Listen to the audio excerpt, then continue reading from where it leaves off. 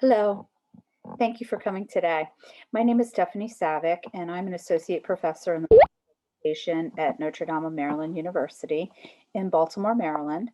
I teach courses in human development, um, learning theory, equity, and inclusion work, and I also do some consulting in the area.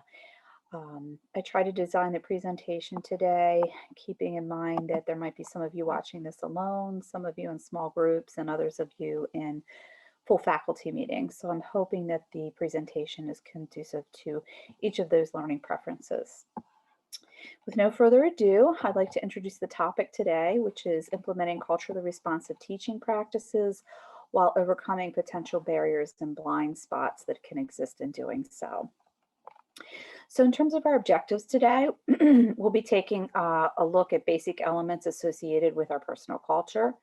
We'll identify developmental orientation on a cultural competency continuum.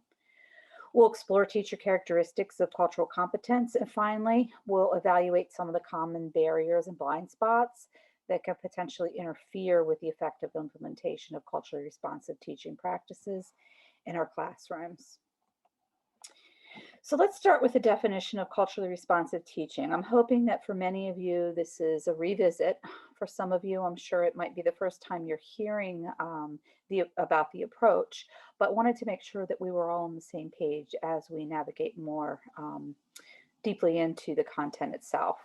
So Glory Ladson-Billings is a prominent researcher as it relates to this framework, and her definition is an approach that empowers students intellectually, socially, emotionally, and politically by using cultural reference to impart knowledge, skills, and attitudes.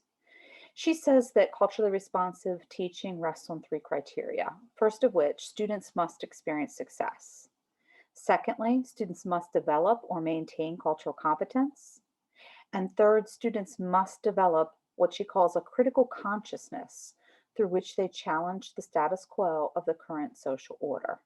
And in that she means change the world in some small way as it relates to social justice work. What I'd like to do is start by playing a video clip just to give you an overview of culturally responsive teaching from some of the experts in the field. I'm going to stop share for a moment. Those filters that help us as human beings make sense out of the most ordinary things. Culture can be grouped into two different kind of categories.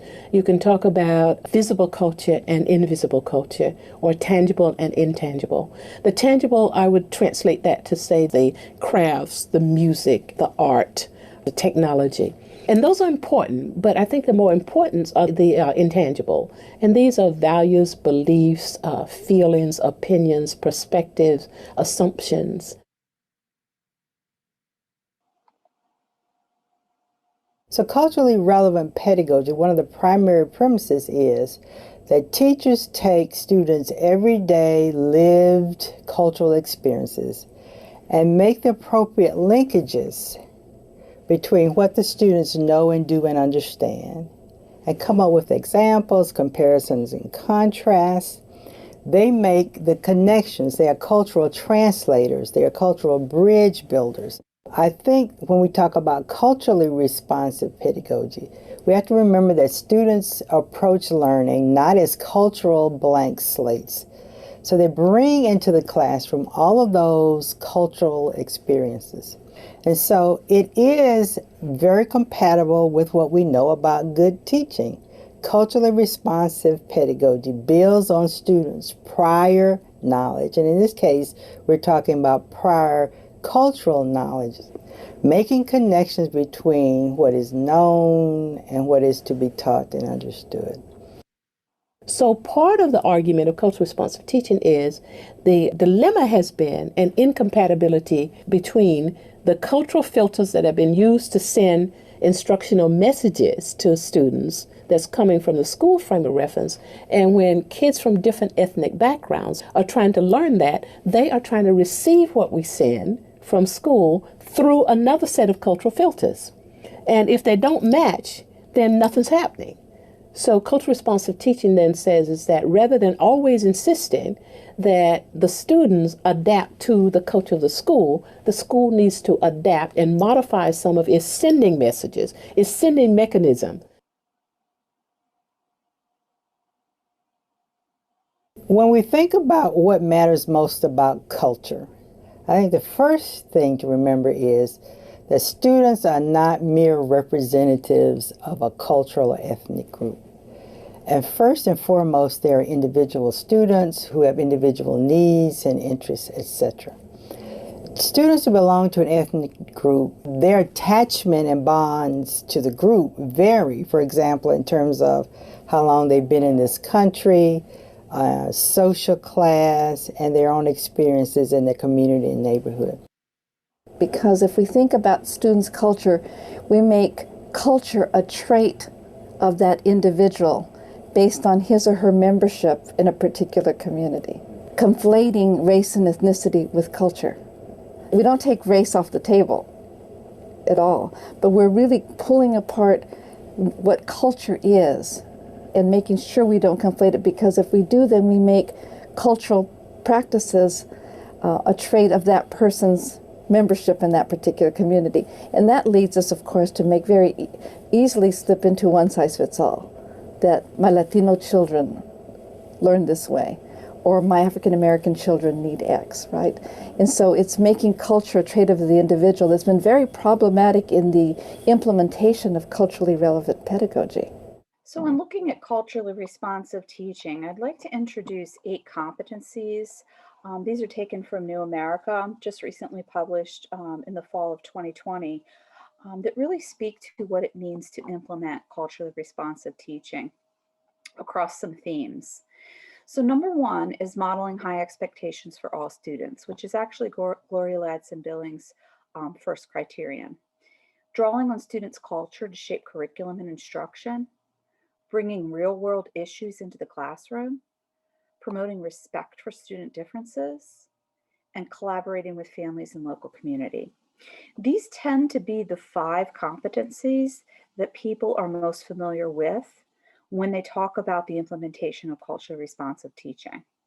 It's the last 3 that I'm going to concentrate on today, and to really try to speak to them in light of the blind spots or the barriers that can get in our way of fully implementing culturally responsive teaching practices. So the first one is reflecting on one's cultural lens. Then we'll take a look at communication style, communicating in linguistically and culturally responsive ways. And then finally, recognizing and redressing bias in the system itself. So the majority of our time today will be spent looking at these last 3 as they can present as barriers into full implementation of the framework. I love this quote because it really speaks to what it means to live in a culture when your culture becomes your norm. Gloria Ladson-Billings says, all instruction is culturally responsive. The question is, to which culture is it currently oriented? And so just like a fish in a bowl of water, sometimes our culture feels so much like the norm, the way we do things around here, we may not associate some of our common behaviors and practices as connected to ourselves as cultural beings. So let's take a look at the first blind spot. The first blind spot is really a lack of self-reflection on our personal culture itself. So, there are many of us who think that, I really haven't thought of myself as a cultural being, or some who may even say, I've never really thought that I had a culture. And so when you start to break down understanding your own culture and an understanding of the extent to which your personal culture shows up in your daily teaching, if we're not doing this, we're not understanding the influence it can have on students who learn or participate much like we do, or those who don't. So in defining culture, very broadly, it's a set of practices and beliefs that is shared with members of a particular group, and it distinguishes one group from another. So group, quote unquote, group membership can include age, race, gender, geography, ancestry, language, history, and the list could go on and on. What's important to remember is that each person may belong to or identify with several different cultural groups at the same time. And really, that's what makes us individuals. It's the intersection of these identities that shape us and call us to create inclusive practices for each of the learners in our classrooms. Some of the broad social identities that can influence our culture can be race, ethnicity, gender, citizenship, the language we speak, the religion we practice, our education, socioeconomic status, and our ability. More specific examples of cultural groups to which we can belong, and we usually call these cultures with a small c, are examples such as the autism community, sports fans, video gamers, CrossFitters, dog owners, symphony goers, first generation college students. Each of these small c cultural groups really comes with a set of practices and behaviors that are specific to that group of people. For example, if you're a CrossFitter, you know that when you move into that gym, you adopt a whole different vocabulary as it relates to working out. And there's a whole way to line up as it relates to the expectations associated with CrossFitting. If you're a sports fan, you're very well aware of the rules and behaviors associated with attending sporting events, watching those events on television, and so forth. So each of these small c examples of culture can also influence the decisions we make on a daily basis in our classroom. One more thing I'd like to really touch on before we analyze this first blind spot is the levels of culture. This comes specifically from Hammond, and she breaks down culture in three specific ways. She says, first, there's surface level culture, and that tends to be the observable or concrete elements of culture, things like food, dress, music, the holidays. And normally, this culture level has a very low emotional charge. In other words, differences between peoples and groups at this level rarely create a lot of anxiety. We know that we live in a society that's diverse, and these are some of the examples of diversity that we see. Now, when we move into shallow level culture, we are really speaking to the often unspoken rules around everyday social interactions and norms, such as how or when we show appreciation, or the attitudes we have toward others, or personal space that we believe is important between people, the nature of friendship, the concept of time. It's usually at this level that there tends to be a stronger emotional charge in that we were brought up with this set of unspoken rules. And sometimes we tend to judge when others don't acclimate themselves to what we perceive to be as the unspoken rules that we should all follow. And then finally, we have deep level culture, which is where we're going to spend time in our first activity today, which is really made up of implied knowledge and unconscious assumptions that govern our worldview. So, the way we see things, and then how we learn and categorize information. How do we make sense of what happens in our world? And it's this level that has the strongest emotional charge. So, let's look a little more deeply at the deep level cultural worldview or element. So what you see on the left-hand side are some of the research-based cultural patterns that you see across cultures. What you see in the middle column are what's generally accepted as or valued in our schools. And then what you see on the right-hand side are those norms that are less valued in schools. I mean, they may be a part of society, but we tend not to spend as much time rewarding the behaviors that we see on the right-hand side. So let's take a look at the first deep cultural pattern, which is individualism versus collectivism, independence versus interdependence. Generally, schools are set up so that we spend a lot more time focusing on the independence of students in our classrooms. We emphasize competition, getting good grades, high GPAs, self-reliance. Tend to spend less time on the interdependence part of that. And that's really looking out for other people or sharing resources or collaborating in such a way where we're learning together.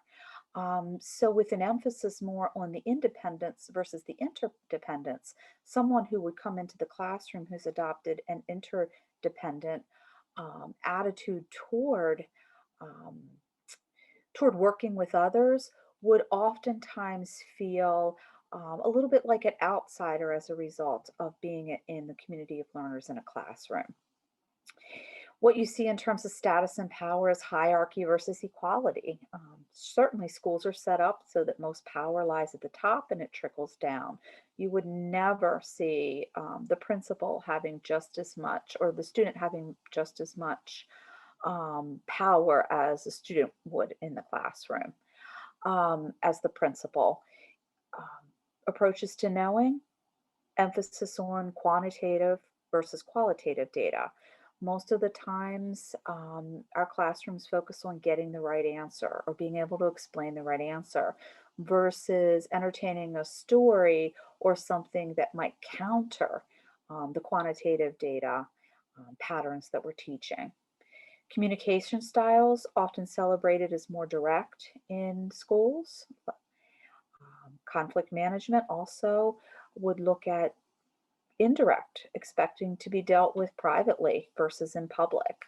There's often some logical reasoning, non emotional tone that we're expected to use in terms of our conflict management style in schools. Task completion, we emphasize in our schools this focus on getting tasks done, checking it off the list. In terms of decision-making styles, we tend to overemphasize active decision-making. So we look at it as a process, and we may do things like analyze the positives and negatives before we make our decision, or we may identify steps that will allow us to assist in the process.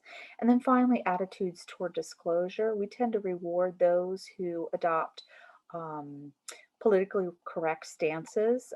That's valued. And even if that means you don't share your information versus one that's frank, telling people exactly how you feel and why. Um, Oftentimes, political correctness takes a back seat. And oftentimes, we generally don't want to hear what students necessarily think. We're more focused on telling them what it is they should be thinking and why. So the first activity that I'm going to look at with you today is a case study. We'll be using this as a resource. And I'm going to read through the case study. I'm going to read through what I'd like you to examine. I'm going to give you about 2 minutes to process through that on your own or with a partner or on your faculty. And then we'll kind of break that down. So Jonathan is a bright young man, but exhibits behaviors you believe run counter to meeting with success in your classroom. For example, he calls out frequently and carries quiet, intermittent conversations with peers when you are delivering the teacher-directed portions of your lessons. Your immediate response is to discipline him because he is disobeying traditional classroom norms that are very well established in your school. So things like raising your hand when you want to speak and not speaking when the teacher is speaking is considered a standard norm. Now, here's what I'd like you to talk about with your partner. Assuming that it is not Jonathan's intent to be disrespectful. So let's make sure that we're positioning this. It's not his goal to be disrespectful to you. Of course, that's a discipline issue and will be dealt with very differently. But assuming that Jonathan's intent is not to be disrespectful, how might Jonathan's cultural norms or his worldview be in direct conflict with the school's norms?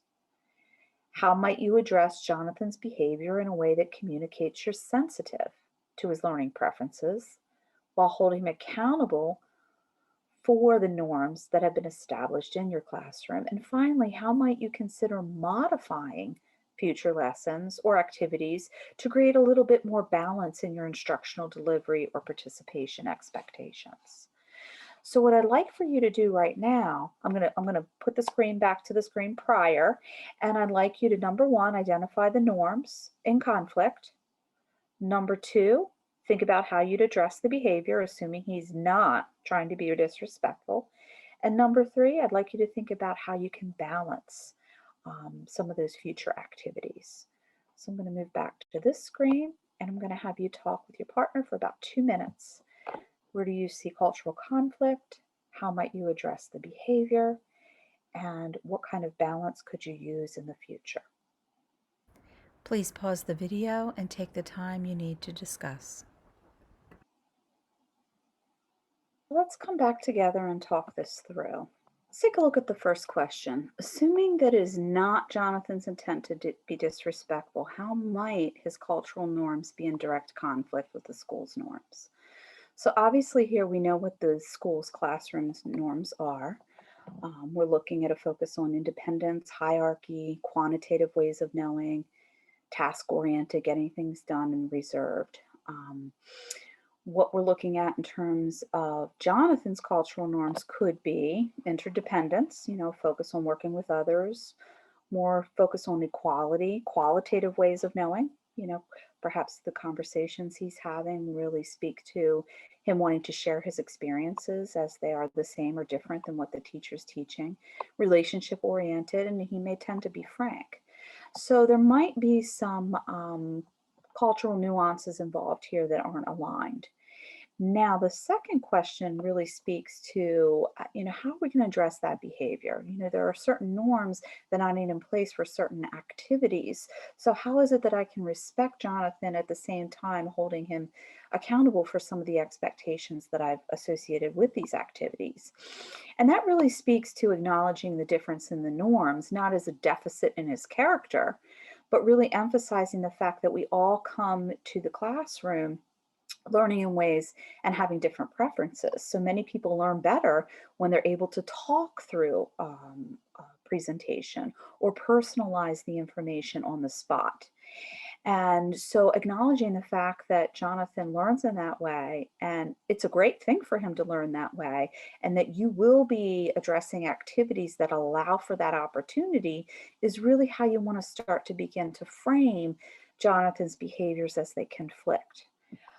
And then in terms of balancing with future activities, what could we potentially do to balance the fact that when we are listening to a teacher-directed portion of a lesson, perhaps we could implement turn-in talks or think pair shares or do a small group assignment immediately following all examples of direct instruction. These are just some of the conversations that we can begin to have in order to come to an understanding that we learn differently based on the influence of our culture. So in terms of an action for this particular blind spot, it would be intentional about bringing your daily decisions to the conscious level. So start to ask yourself questions that might be related to your cultural being, right? Your beliefs and your values. Just a couple more examples. Ask yourself next time you're teaching your class, okay, how am I looking at the students in my classroom in light of what I believe their intelligence to be? How do I define intelligence, and how does this determine who I find to be intelligent in my classroom? And there may be a difference in the way you define intelligence versus me, or perhaps a student. I could define intelligence as it relates to getting the right answers. You could see it more as knowing when to adapt. And so that we're going to celebrate different student behaviors in our classroom simply because we have an idea of how we define intelligence. The second one says, what is my belief about appropriate ways of speaking? Do I find myself avoiding judging or correcting students who do not speak standard English?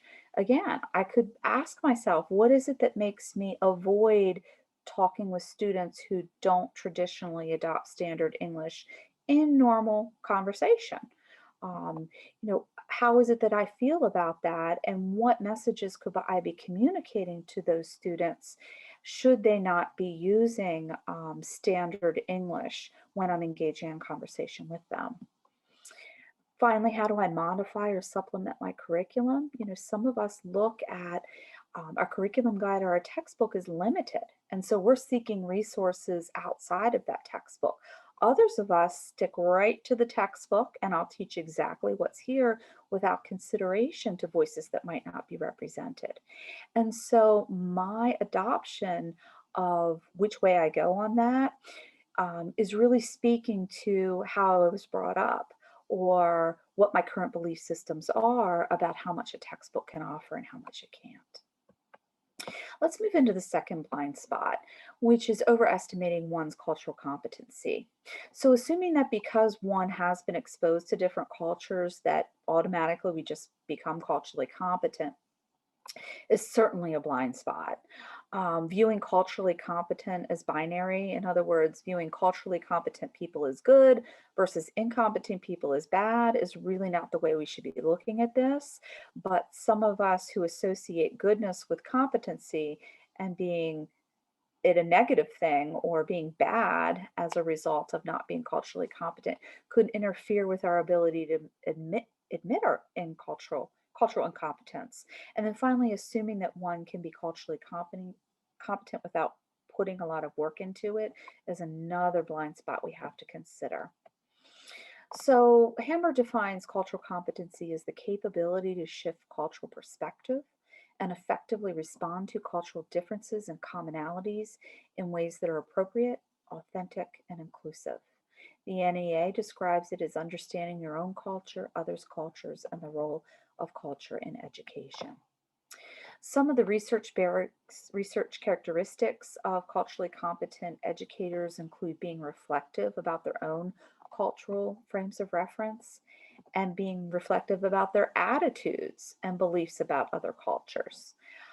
So that whole emphasis on self-awareness is what becomes important here. The other side of self-awareness is social awareness. So culturally competent educators are also knowledgeable about other cultures and differing frames of reference, in addition to being caring and empathetic toward others, even when they don't have commonalities that they believe exist between the two. Now, in setting us up for the next activity, I'm just going to take you through a continuum, and this is just one of several that we could be using that kind of speaks to some of the decisions that we make on a daily basis in relation to how culturally competent we may be. So I'm going to start on the bottom, move my way to the top, and I'm going to follow the red lettering as it goes. So if we show up in a place of denial on the cultural competency continuum, we miss difference in that we are looking at the shallow or the surface level examples of culture and haven't given much thought beyond some of those tangible items regarding culture that make us similar and different. And as a result of that, we're not getting to know the entire human being. In polarization, that's where we judge difference. If we show up in defense polarization, we are assuming that our cultural norms and belief systems are the standard, and that anyone who doesn't follow those norms and belief systems really needs to kind of rethink their role in society. Or you could show up in reversal polarization, and that's the desire to see other cultural norms and values as superior to one's own in an attempt to adopt a different set of norms and values. In minimization, there's a de-emphasis on difference. And really what that means is that folks who show up in minimization look for commonalities and de-emphasize difference, usually because there's some form of conflict or fear of conflict involved. And so if I spend my time focusing on the commonalities and not the differences, the chances for conflict to occur are minimal. But at the same time, I'm not exerting cultural competence because, again, I'm not getting to know the whole person with whom I'm interacting. When we move into acceptance, we're looking at someone who deeply comprehends difference. There's a general respect for the fact that people show up with different cultural norms and value systems. But unfortunately, the person in acceptance doesn't know how to bridge that gap. In adaptation, the person who shows up in this category knows how to bridge that gap. And so they're seeking for opportunities to know, learn, and understand. And so they can engage in meaningful relationships with people who are alike and, in addition, different than them. So what I'd like to do now is take us through another exercise. Again, you can work on this on your own with a partner. But we're going to look at some scenarios, and we're going to determine whose voice is represented in each statement that we discuss. Let's do the first one together. So what I'm asking you to do is read the statement and then determine where this person might be showing up on the continuum. So this person says, I don't see color. I treat all people the same, regardless of their race, because we are all part of the human race. And so I would probably place this person in minimization. I don't see color emphasizes that we're all human. We could be missing the fact that even though we are all human, we experience the world very differently, right? So when I walk into a room as a white woman and you walk into the room as a Black man, people who don't even know us are already categorizing us by what they think they know about us based on their past experiences. So by not seeing color, I would be minimizing someone else's experience by saying that I experience the same thing you do simply because we are both human beings. And this means I'm not really acknowledging the differences that we may experience even while having a lot in common. So I'm going to stop here. I'm going to give you about 2 minutes to talk through numbers 2, 3, 4, and 5, seeing where you might place this voice on the continuum. Please pause the video and take the time you need to discuss.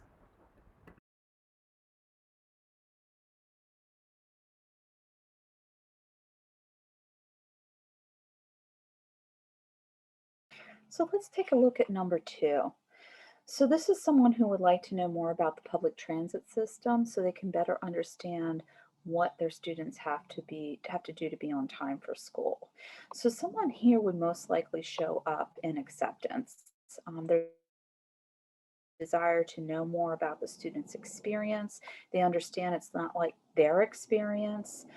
Um, and rather than making a judgment or concentrating on the fact that we must all be at school on time, regardless of our situation, this person's seeking to understand the experiences they haven't had and how that might impact one's ability to show up in ways that I might be expecting, right? This desire often leads to dialogue and deepens human compassion and empathy. So being in acceptance is really partly there in terms of intercultural mindsets, because I have a desire to learn and grow as a result of my interactions. Now, I'd like to contrast that with number 3. And this is the person who takes it a little further and says, you know what, I'm going to go ahead and I'm going to take the public transportation system. And I kind of want to see what they're experiencing. And come to find out, the bus is 27 minutes late. That interfered with her ability to be at work on time. And she's decided, as a result of experiencing that, that it would be beneficial to make sure that the system itself will be challenged to do better. So she's looking at needing another way to figure out how to work with the public transit students instead of simply assigning them detention for their tardiness every day.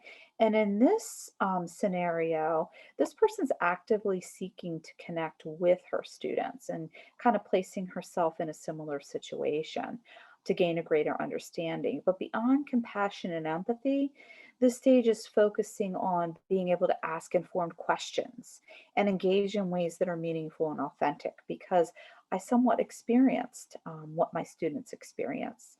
So beyond respecting someone's culture, which is really what you see in acceptance, I'm trying to create an environment where others feel included and understood, even when my experiences do not resemble theirs. Number 4, this person shows up every day prepared to teach, and his feeling is that if students aren't achieving, it has to be the result of them not trying hard enough or not valuing their own education. This person would most likely show up in polarization defense, kind of a place of judgment that emphasizes the belief that others should be able to follow a similar cultural way, in terms of preparation, let's say, in order to experience success. So in this example, the person is not acknowledging the other ways of being and thinking as valid. And so as we're looking at polarization, we're looking at one person's belief that if I was successful and I did it this way, there's no reason why someone else can't do it in the same way. There must be something faulty with them. And then number 5, in order to get to know one another better, let's have a culture night. So notice how the speaker is emphasizing the surface level examples of culture. So acknowledging culture is tangible, the things I can see, versus something that's deep rooted or will allow us to have connection in comparing our personal belief systems or values. So only by focusing on the tangible, people in denial aren't really getting to know the whole human being with whom they're engaging. And so to be able to look at ourselves in light of a continuum is important, as it allows us to reflect on our personal cultural competency. And this is a very personal part of growth. Let's take a look at a few action items for this blind spot. So consider daily opportunities to reflect when they arise. So what I'd like you to do is think about the next conflict you have with a student, a parent, a colleague. And if you can, in the moment, ask yourselves about the values, beliefs, or norms that may be conflicting in that moment. So reflect in the moment if possible.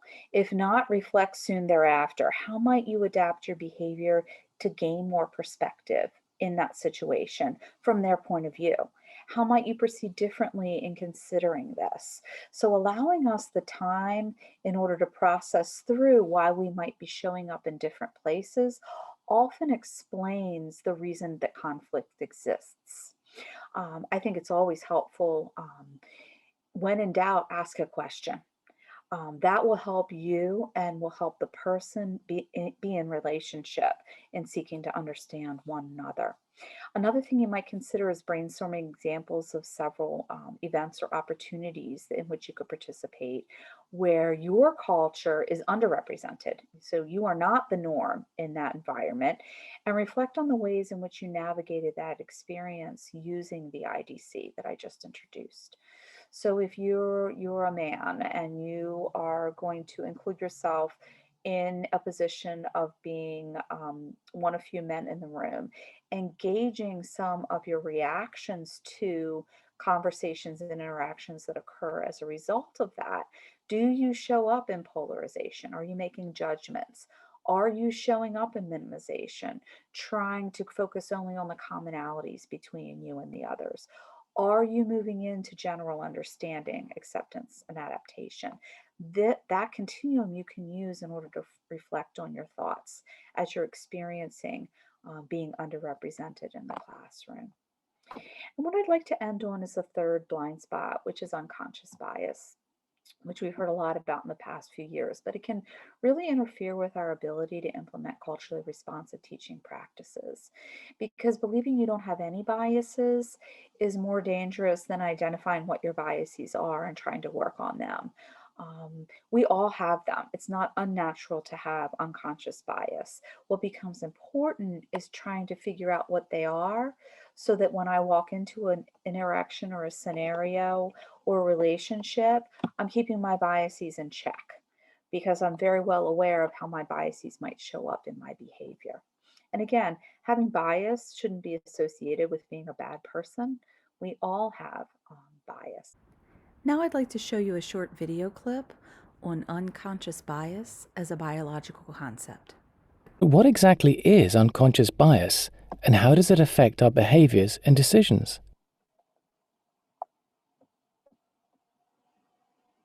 Unconscious biases are simply our unintended people preferences. They are formed by our socialization, our personal experiences, and the representations of different groups in the media. These experiences act as social filters in which we make assessments and judgments of people around us. Research tells us that human beings have a natural tendency to place individuals into social categories. These categories are often based on visual cues such as gender, cultural background, age, height, or body size. We also categorize based on social background, job roles, religious identity, or political affiliation. The unconscious brain uses associations based on social categories to develop biases. For example, if we are constantly exposed to women as primary school teachers or receptionists, or men as plumbers and organizational leaders, these associations become wired within the human brain. The unconscious brain uses social categories to make unconscious judgments about people who are similar to us and people who are different from us. A common form of unconscious bias is affinity bias. This type of bias impacts talent processes in organizational decision-making, including how we recruit. Managers are more likely to hire people who look similar or with sounding names to them. Work allocation. Managers are more likely to assign key client projects to individuals within their teams who they have an unconscious affinity with. Performance. Where there is some kind of affinity, managers are more likely to spend time informally discussing positive contributions to the team and will focus on development and future work plans. For those where there is little affinity, managers are more likely to question past performance. The conversation will be less friendly and even hostile at times. Unconscious bias often results in a set of micro-behaviors. Examples of positive micro-behaviors include supporting the ideas of someone with who you have an unconscious affinity whilst in a team meeting, or simply wanting to have coffee with someone like you. Examples of negative micro-behaviors include checking emails on your phone whilst talking to a colleague, or cutting someone off in a meeting. Often our intention is not to make biased decisions, and through a focus on conscious thinking, and by creating inclusive work cultures, we can learn to control our unconscious judgments and mitigate the impact of bias on our talent program. Provided with that background information, let's take a look at a few examples of unexamined bias that can occur in us as educators. We have to think about intent versus impact. So oftentimes when someone brings to our attention that we may possess a bias, our immediate reaction, because we're all good people, especially teachers, right? We are good people. And so my immediate reaction is, but I didn't mean it that way. But that's not what I meant. Or she took it the wrong way. And what we have to start asking ourselves is, was the impact any different despite the fact that you didn't mean it? The impact is still the same. And so we have to really be conscientious about the unintentional messages we could be sending as a result of our unconscious bias. So let's take a look at the first one together, and then I'll have you speak through 2 to 5 on your own or with a partner. What unintentional message could I be sending when I look at the first example? You teach science. All of the posters you've chosen in your room or your bulletin boards are famous scientists. They just all happen to be white males. Well, when breaking this down in light of my unexamined bias, I really have to start to think about the fact that famous scientists exist across all genders, races, and ethnicities. Why is it that I only chose to put white male scientists in my classroom? Certainly, probably because it was easier to do that. I'd probably have to do a little bit more work or a little bit more research. Not necessarily because those who don't fit the description don't exist. It's just that they're not as publicized. And so representation means a great deal when students envision who they want to be one day. And if I don't know that women scientists of color exist, how will I see myself in this career? So again, my decision to put posters of scientists who all happen to be white males was not to say that only white males can be scientists, but what my students might be taking from that could turn out to be that. So let's take a look at numbers 2 through 5. Again, give you 2 minutes. Let's think about the unintended messages. Please pause the video and take the time you need to discuss.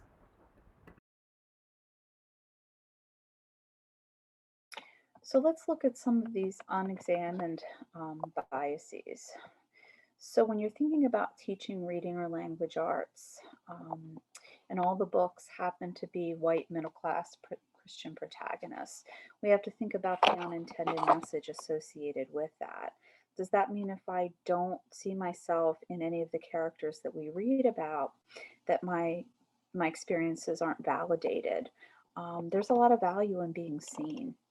When we require a signature from home or any other form of paperwork, and you use words like mother's and father's signatures, what might the ultimate impact be? Many families we serve today don't have traditional family structures. Children can be raised by one parent, by grandparents, a sibling, by 2 moms or 2 dads, and changing the signature line to guardian or adult caregiver signature is probably a more inclusive way to acknowledge that not every student is being raised by a quote unquote mom and dad. Career days. Perhaps we have to start thinking about being more intentional about who's represented in the career days if we tend to have one or two social identities represented and no others.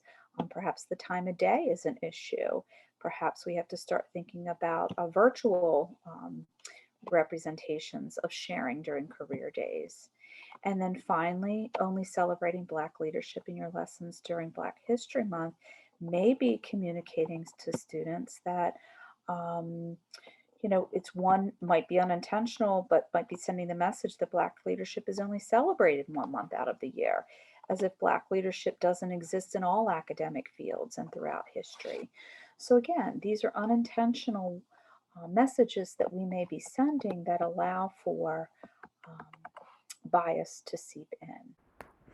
Let's take a look at a few action items for this blind spot. So if you haven't, take a look at Harvard's implicit association test. You can Google it. It gives you the chance to take a test that will examine potential biases you have, and you may not have ever considered, and reflect on your results. It's informational, if nothing else. Another thing you might consider is inviting a colleague in to observe your class. Ask him or her to attend your interactions with students, and ask him or her, who do I tend to discipline more? Who do I call on more? Who do I compliment more? What does my body language reveal about how I feel about individual students? Have that person give you some meaningful feedback and be okay with them giving you meaningful feedback. Oftentimes we don't know what our biases are until someone brings them to our attention. So in closing out today, these are my 3 action items in encouragement for dealing with blind spots and implementing culturally responsive teaching practice. Start thinking about to what your cultural groups, to what groups you belong, how they might influence your daily decisions.